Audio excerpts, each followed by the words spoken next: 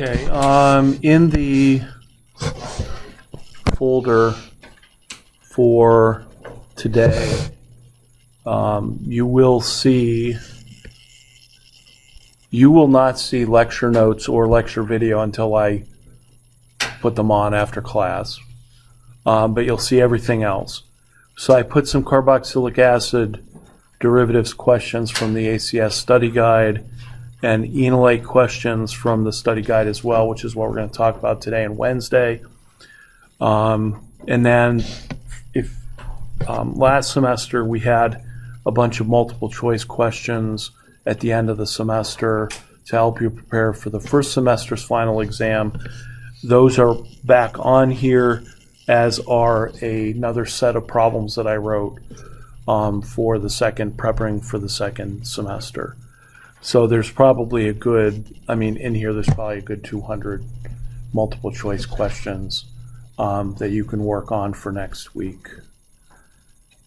And also in the email I sent out, so Chapter 24, top hat problems, you are required to do, and then 25 and 26 will be bonus points.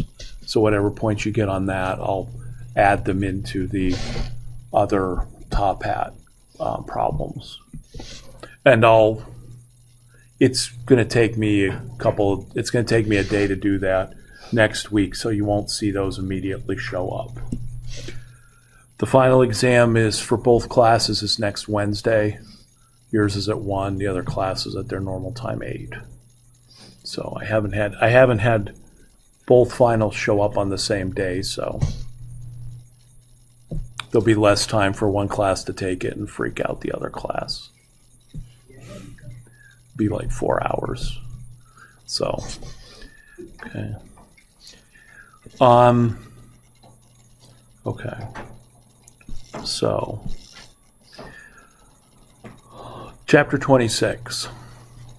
So there's quite a bit of material in Chapter 26, but what I'm going to do is try and break it down to the essentials and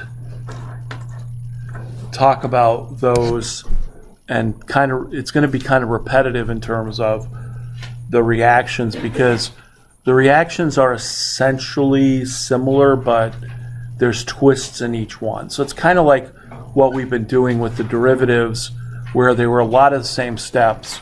It's just that there were slight modifications in each one. So what we can start to talk about is this. I don't know why I always start out with R. Let's be more specific.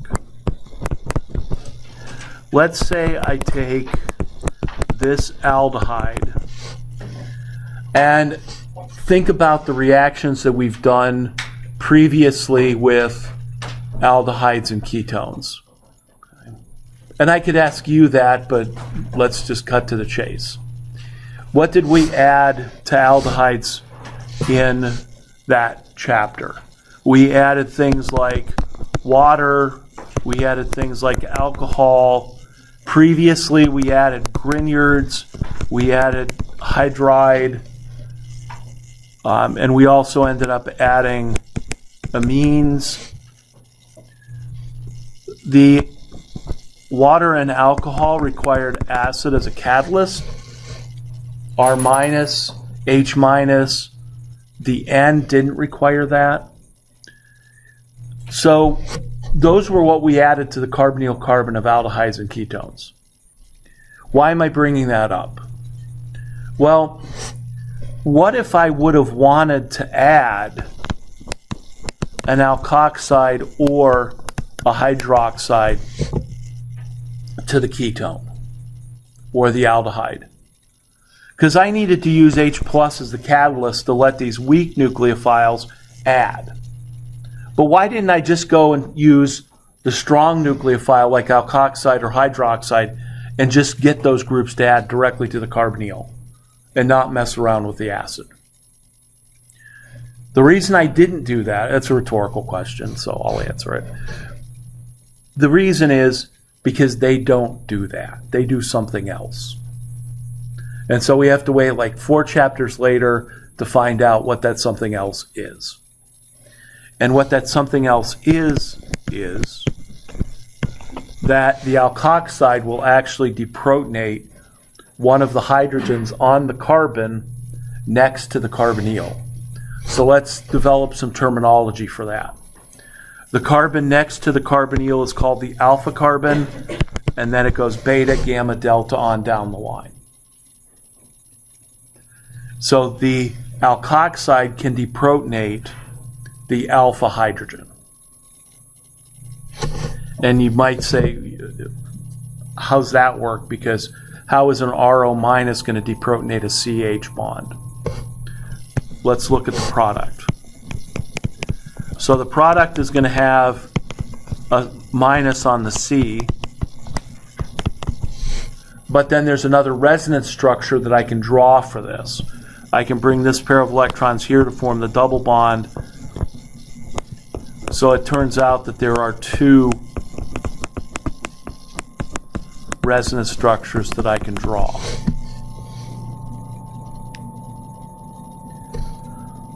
And it's the second resonance structure that gives this molecule its name. So if there was a hydrogen on this second resonance structure, that would be an enol. So this is a deprotonated enol, which makes it not an enol oxide. I'm not sure why they never used that term. They didn't. In chemistry, there's another term you can use for a negatively charged species, not oxide, but ate. So this is an enolate, which means deprotonated enol.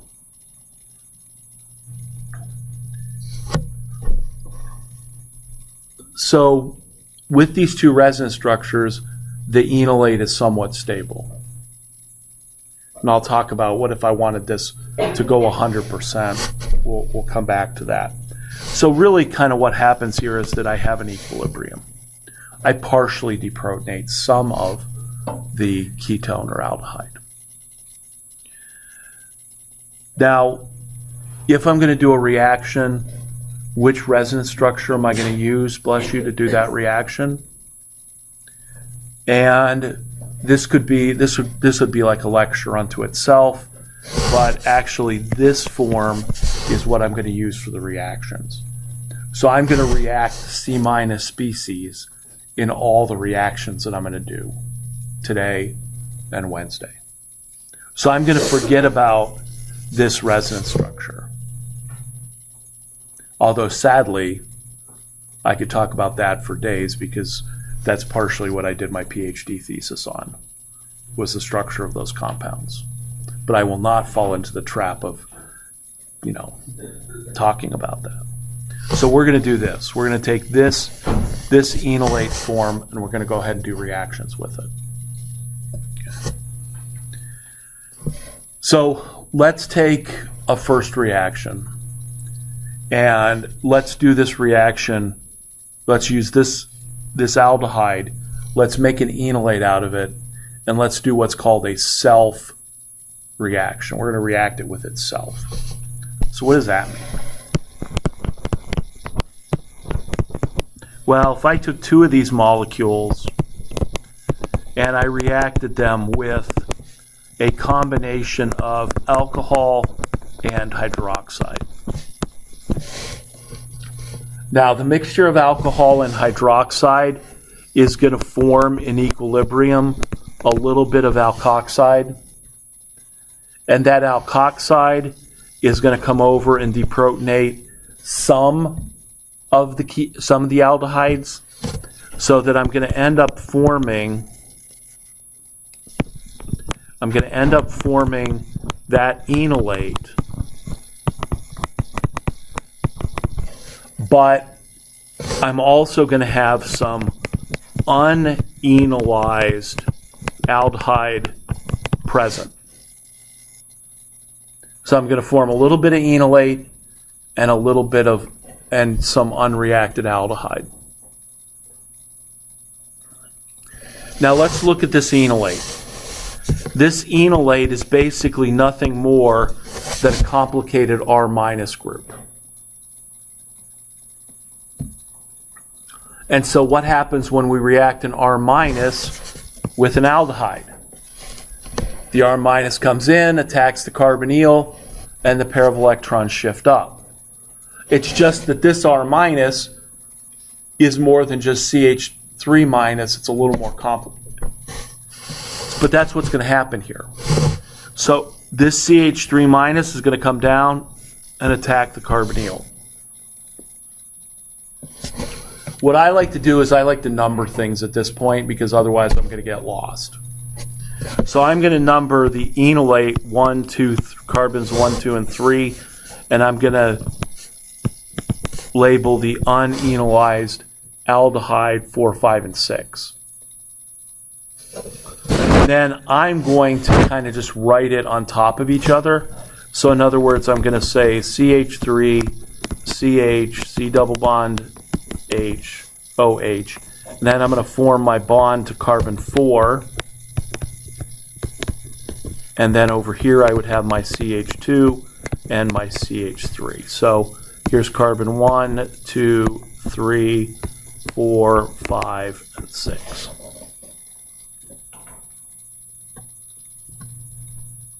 So basically I just added an R minus to a carbonyl. This group up here, hopefully you can kind of see, okay, that came from the C minus of the enolate, and the bottom came from the carbonyl group of the aldehyde. And all I did was form a carbon-carbon bond.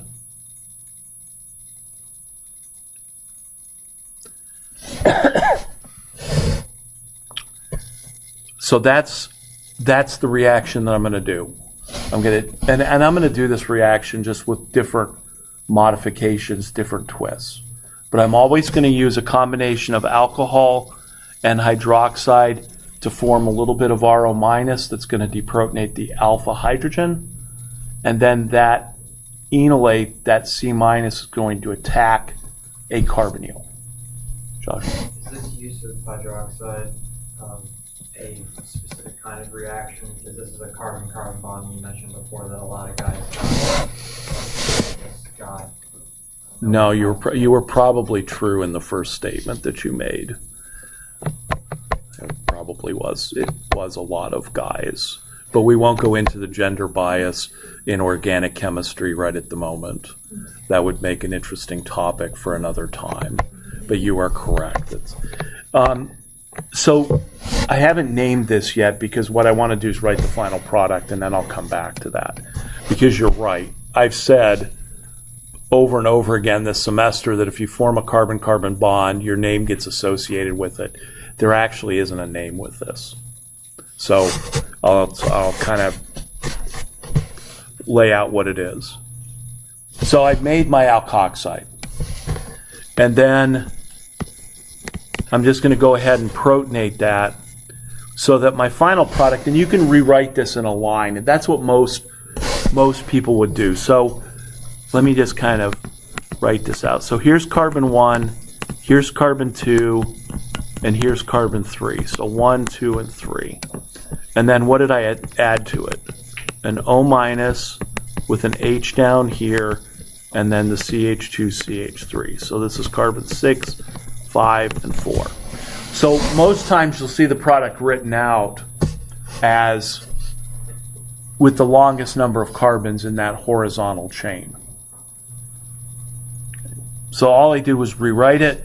Well, I better get rid of the O minus, right? Because now I've added acid, so now I made that molecule.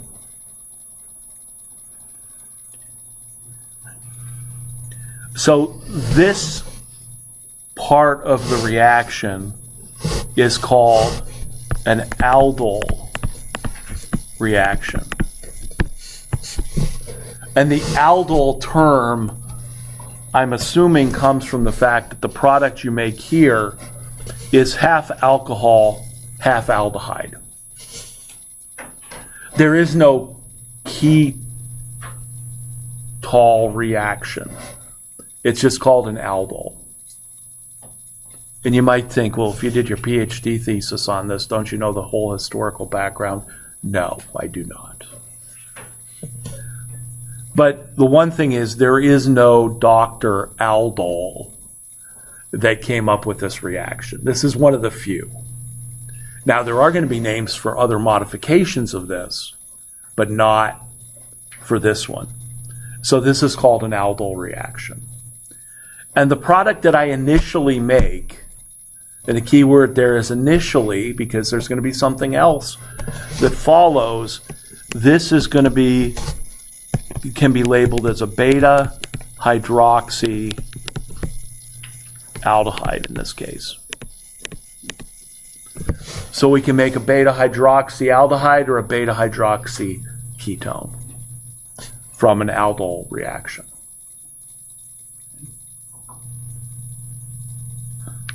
And all the beta hydroxy means is there's a hydroxy group at the beta carbon. But you'll be surprised, that's actually a powerful name, because if you're taking a multiple choice exam and you know, hey, this is an aldol condensation and I should be making a beta hydroxy molecule, then you can eliminate everything that's not a beta hydroxy molecule. And the people that write those tests, they should have at least more than one, but sometimes there's only one there. So that can help you get the right answer. So that's the first step, is this aldol reaction. Now I'm going to rewrite that molecule over here.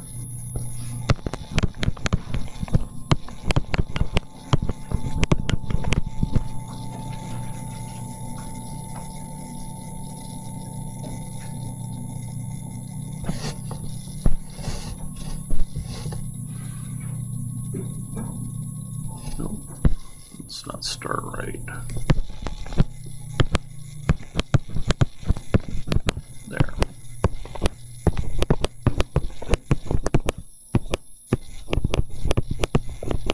So again, this carbon-carbon bond came from the C- reacting with the aldehyde carbonyl. But here's what happens. What happens is that it doesn't take a whole lot of heat for this molecule to then lose H2O. And so when it loses H2O, we now form a double bond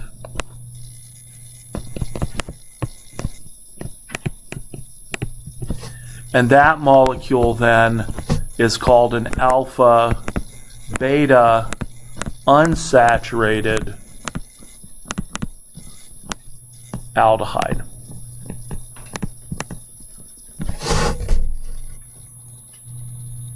So I've lost water from the alpha and the beta carbons to form that. And it's, well, I just know from experience that it's tough to keep the molecule in the aldol form because it wants to lose water so that this double bond can be in conjugation with the carbonyl double bond. And things get worse if you add benzene rings because the net double bond will then want to be in conjugation with the benzene ring. So this is the final product, and I slightly changed my description of this reaction to be an aldol condensation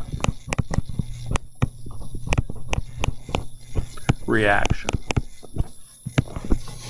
So condensation just means that water was a product. Okay.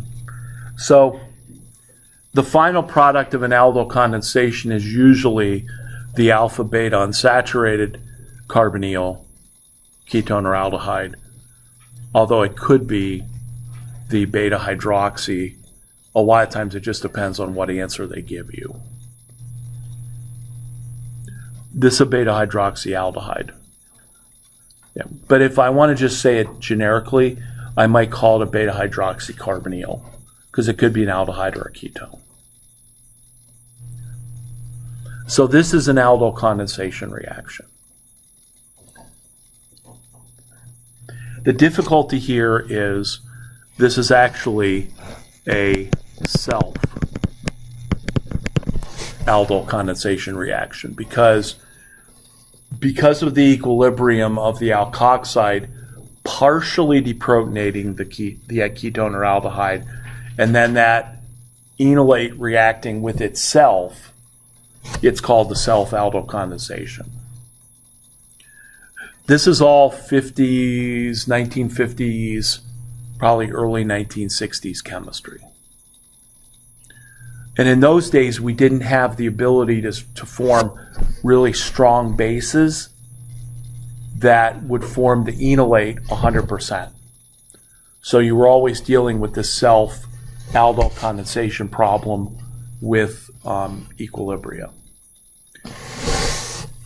70s, 80s, beyond, what we can do is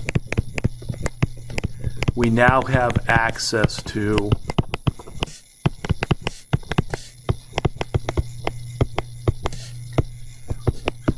sterically hindered strong amide bases, sort of a nitrogen equivalent of tertiary butoxide.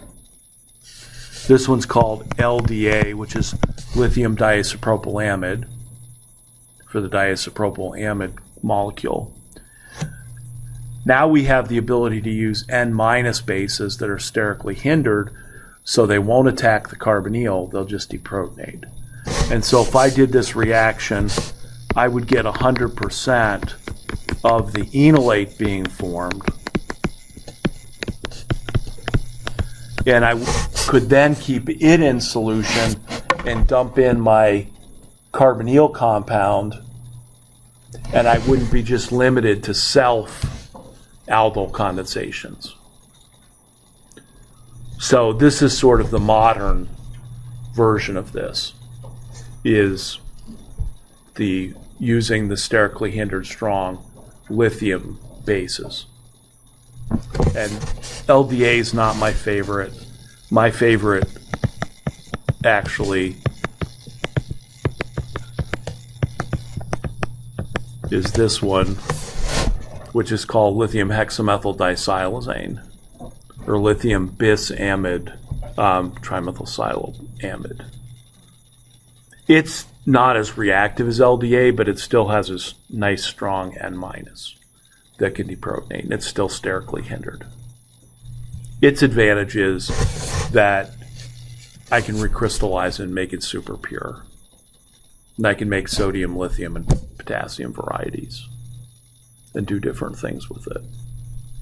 So we've had a lot of success with that in the past.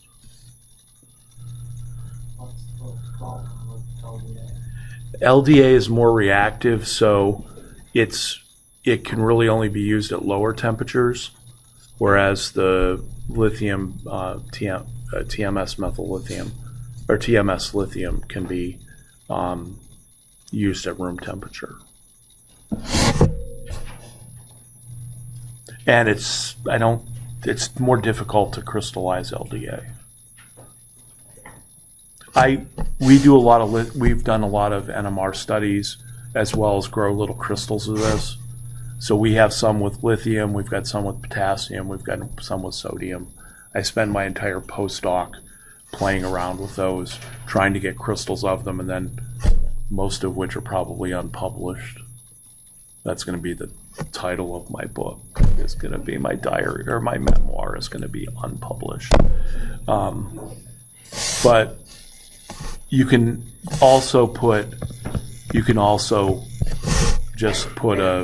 you can make the isotopically enriched in lithium 6 and N15, and then if you record the NMR spectrum, they split each other so that you can determine how many lithiums are attached to nitrogen and vice versa. Because I'm getting sucked into the rabbit hole of telling you about this that I said I wasn't going to do earlier. But the structures of these things are important if you're going to try and figure out the mechanisms of them. So that's where we got involved with a lot of things. But I digress. So this is the modern way of making 100% enolate. No book does this problem, do these problems this way. They all use a combination of alcohol and hydroxide. So how do you overcome that?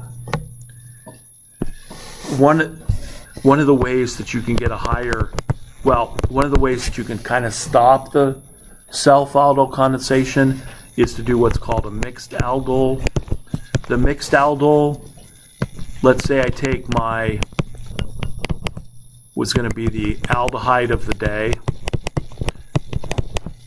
and I'm going to react that with benzaldehyde. And then I say, let's go ahead and add in a mixture of hydroxide and alcohol. So that's going to make the alkoxide. The alkoxide is still going to come over here, deprotonate the aldehyde. I'm still going to form my enolate, but you might say, well, why doesn't the alkoxide react with this aldehyde? And that's because this aldehyde doesn't have any beta or any alpha hydrogens to deprotonate. So mixed means use one of the reagents that doesn't have any alpha hydrogens, use the other one that does, so that way when I make this, it can now come up and attack the carbonyl, so that my aldol product for this would start out to be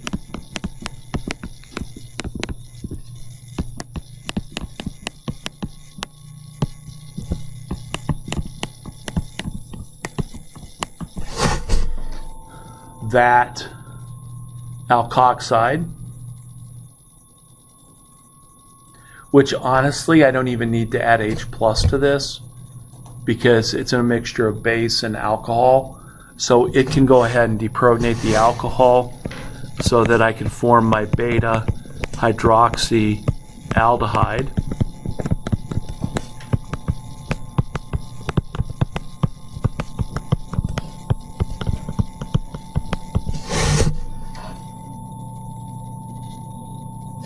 So there's my beta hydroxyaldehyde. Oops. Alpha. Beta. And then with a benzene ring there, this system will really want to lose water so that it'll form the alpha beta unsaturated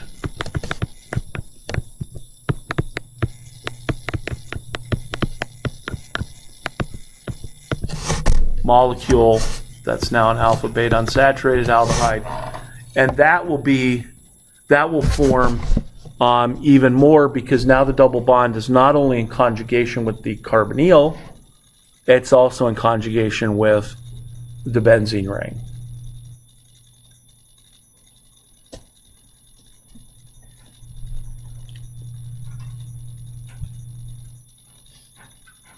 So that molecule, that's an example of a mixed aldol.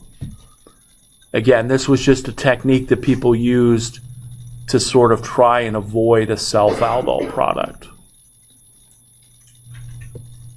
But it's totally irrelevant now because we can use the strong bases, make the enolate that we want, throw in the aldehyde or ketone that we want, and we don't have to worry about trying to use, well, does this aldehyde not have any alpha hydrogens, or does it have alpha hydrogens? We can control the reaction. And someday they'll forget about all the old chemistry and they'll talk about the new chemistry in these chapters. But that's not today. So that's aldol condensation. And aldol condensation occurs with aldehydes and ketones.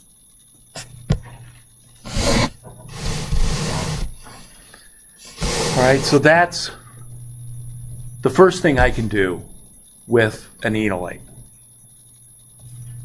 The rest of the reactions that we're going to talk about are going to be kind of twists, or just some logical extensions.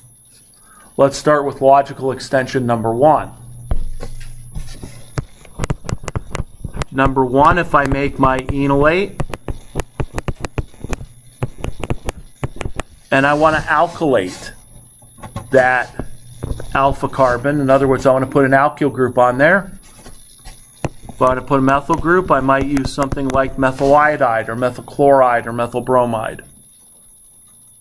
That last one, I'm confused as to why the oxygen took off of the one next to the benzene ring, and not the hydrogen off of the carbon that's next to the carbonyl. This is the H2O that we lost, was this one. And what you pointed out is typo. Okay. Thank you. Just it's a typo. It's been a long year. But it's not over yet until the end of next week. Right? Okay. So yes, that's why it did take out that hydrogen. So that would have been 5 bonds to a carbon. Still not valid. So let's say we want to alkylate. All right, we made our enolate. Our enolate's a good nucleophile. And so the nucleophile is going to attack the carbon, kick off the iodine, and I'm going to end up adding that methyl group to the alpha carbon. And so we can do alkylation of an enolate. My limiting factor here is probably going to be I need a primary alkyl halide. I'm not going to be able to use anything other than that. But if you wanted to take an aldehyde or ketone and put a methyl group or an ethyl group or a propyl group on that alpha carbon, make the enolate out of it and alkylate it. It's pretty straightforward. Another thing I can do is I can take this enolate and I can react it with bromine. We haven't done anything with bromine for a while, but now I've got a nucleophile reacting with the bromine, so this pair of electrons can come in and it can kick off the Br minus.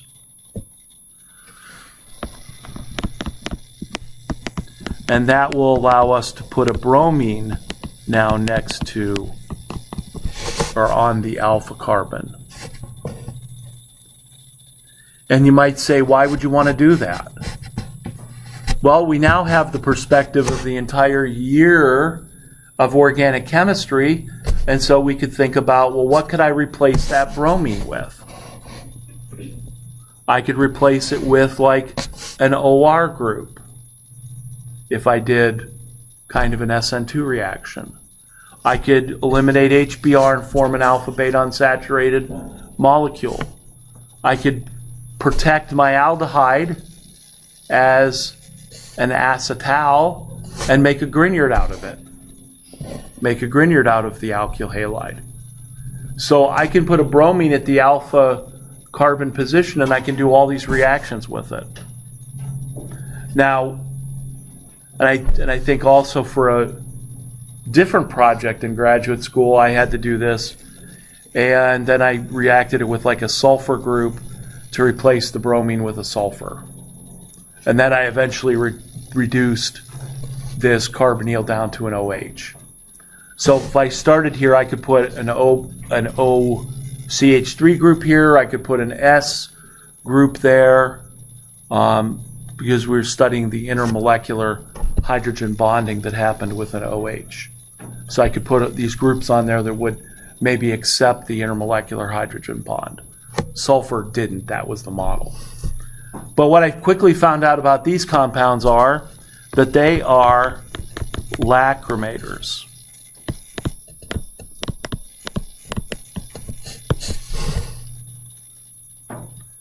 Lacrimators, well, what are good examples of things that are lacrimators? Onions are lacrimators. Organic chemistry is a lacrimator for some people. Right? It's a thing that makes people cry. Lacrimators will do that as well. They will make you cry. So using these had to be done in the hood. You had to make sure you had gloves on. Any kind of waste. If I had a napkin or something, I had to make sure I put it in the trash bound it all up, took the trash outside so that the cleaning staff didn't have to come into the lab just in case some escaped from the hood. So alpha, bromo, aldehydes and ketones are really potent lacrimators. But again, this bromine gives us a handle to make other molecules. So, and I believe there's one other reaction that I have to check and see if it's in this chapter called the Hell. Well, what isn't called Hell? I think it's called the Hell-Volhart reaction. So there's something where you start with a bromine and you can actually do that reaction. So these are other reactions that I can do with that enolate. Again, each one has its own twist.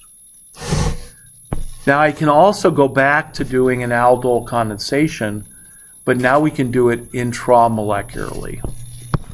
So you'll see some of these sometimes. Let me make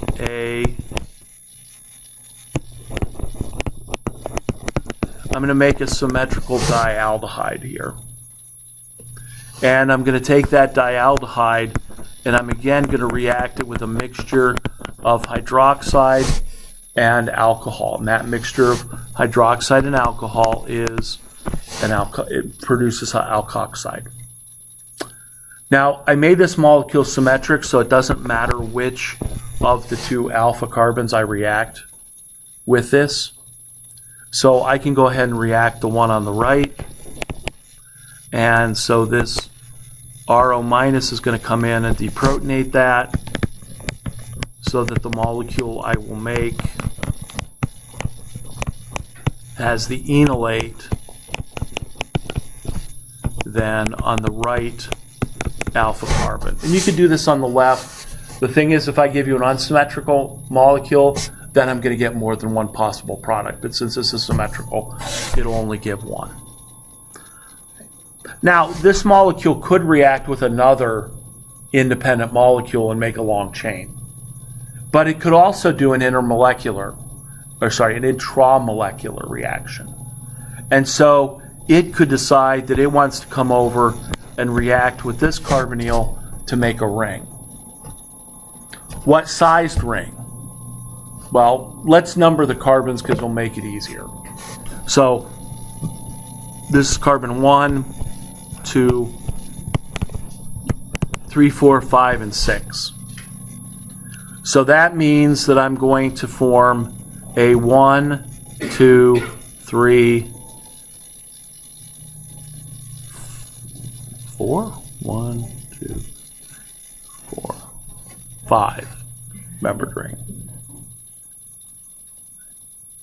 So in terms of our product, let's write a 5-membered ring. And let's number it 2, 3, 4, 5, and 6. So I'm forming a carbon-carbon bond between carbon 2 and 6. Carbon 6 then is going to have an OH and an H after it's done. And then carbon 2 has what attached to it? The aldehyde. So here is my alpha. There's my beta hydroxy aldehyde being formed. And then that's going to lose water,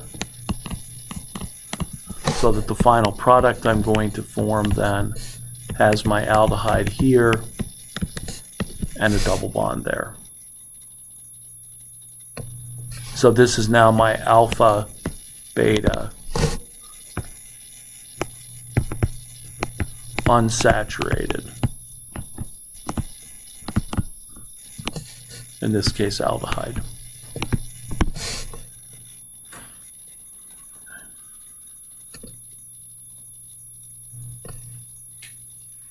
So you will also see intramolecular reactions occur. They usually only to form a 5 or a 6-membered ring. 4's too small and 7's too big. And again, numbering the carbons is what I like to do in order to make sure I got the right product.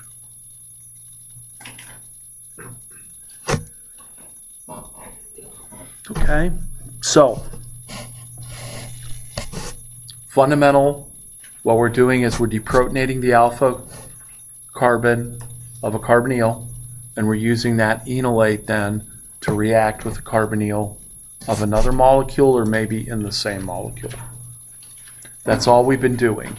We've been making a beta hydroxy carbonyl that then loses water to form a double bond between the alpha and the beta carbon. If we want to alkylate the enolate, we can. If we want to brominate it, we can also do that. So now we get into the twists. And the twists usually do have a name associated with them. And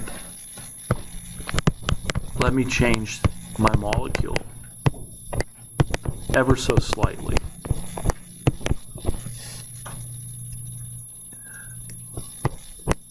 Let's do this reaction with 2 equivalents of ester. Again, treated with hydroxide and alcohol to make then our alkoxide. So I'm going to do a self condensation with an ester. Or maybe it's not a condensation. Let's see. So the RO minus is going to come in and deprotonate some esters.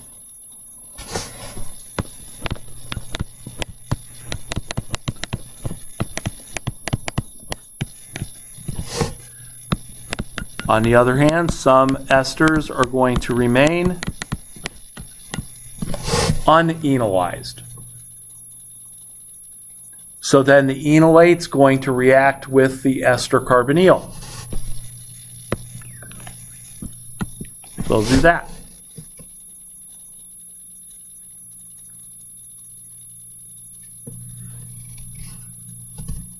And what am I going to make? I'm going to have my CH3, my CH, and my C double bond OR. And now that CH is going to be attached to the carbonyl of the ester, so that I'm going to make that molecule. So again, here's my alpha carbon, that C minus added to the carbonyl.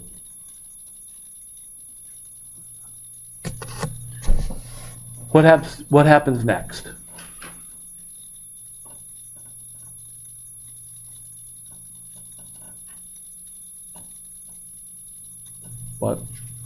What's that mean? So negative charge may try to drop down and kick off the OR.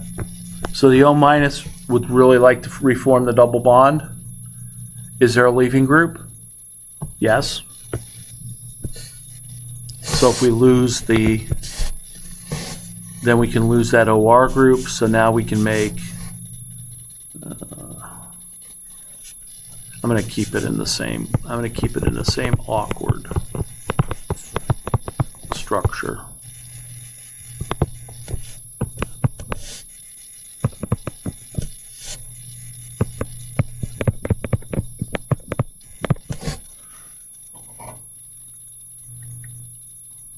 Now, most likely in the problems that I've given you, you'll see it stretched out.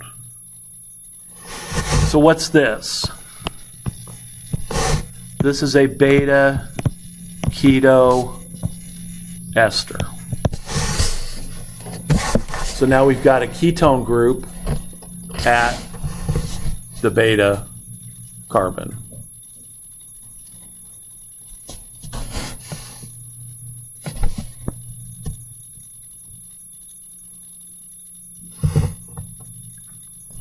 So this is called a Claisen condensation.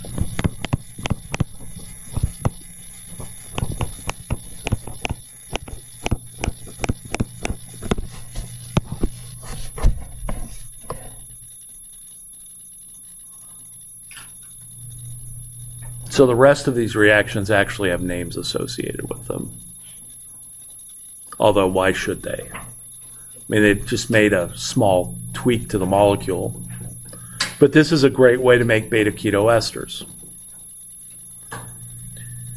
So actually, we can go from this Claisen condensation, and where we'll start on Wednesday is that I'm going to take the ester and I'm going to hydrolyze it to form a carboxylic acid. And when you have beta keto carboxylic acids, you can actually do what's called decarboxylation. Now, I don't know why historically people that write ACS tests are fascinated by decarboxylation reactions. Sometimes they show up like 4 or 5 times on a test. Sometimes. I don't have enough long-term memory to remember if they do on this one, but sometimes they do. And so we'll have to talk about what does that mean?